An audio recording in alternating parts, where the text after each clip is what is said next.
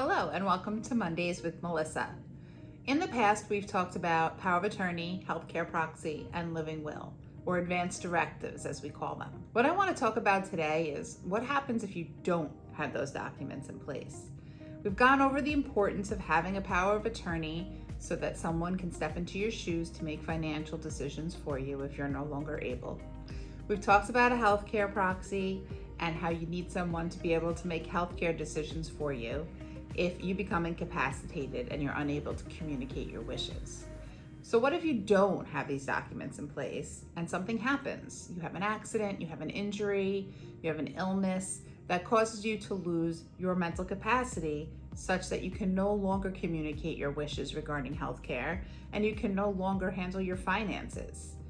Unfortunately, when this happens, if the person is no longer able to sign a power of attorney or a healthcare proxy, the family or somebody close to this individual needs to bring a guardianship proceeding with the court. Bringing a guardianship proceeding means that someone has to file a petition with the court saying that someone needs to be named as your legal guardian.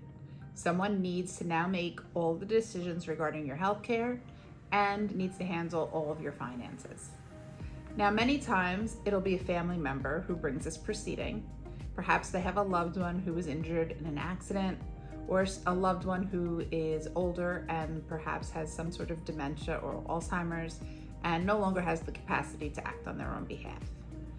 Family member will bring the petition in court, which we draft and prepare, and we'll go through the process of the guardianship proceeding, where certain people get served with the guardianship petition, other people get served just with a notice saying that this is happening, that somebody has brought this proceeding, and the court appoints a third party, usually an attorney, who will talk to everybody involved and really try to determine whether or not the person needs a guardian and who the appropriate guardian would be.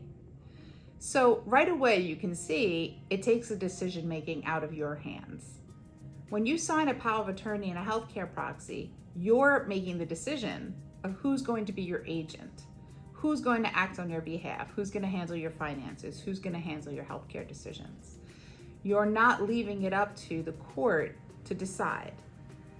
In many cases, we'll see a family member bring an action in a guardianship proceeding and then another family member cross-petition because perhaps there's some turmoil in the family, people aren't getting along, and the person who petitioned is one sibling, and maybe another sibling is going to come along and say, you know what, mom does need a guardian, but my sister, my brother, they're not the right person, and this is why. And they lay out all of the reasons why they feel that the person who brought the petition is not the right person. So a lot of dirty laundry gets aired out during these types of proceedings, and many times families don't come back from that. And we see it all the time. Sometimes these actions and these petitions are straightforward and they go through the process, but the process, even if it's straightforward, is expensive and time consuming. So all of that can really be avoided by making sure that you have your power of attorney, your healthcare proxy, your living will, your advance directives, your estate plan in place. And that's really what I want you to take away from this today, is that the estate plan is probably the most important thing that you'll do with an elder law and estate planning attorney, and we'd love to help you out. Thanks for joining us. Tune in next week for Mondays with Melissa, and if you have a question, please leave it in the comments.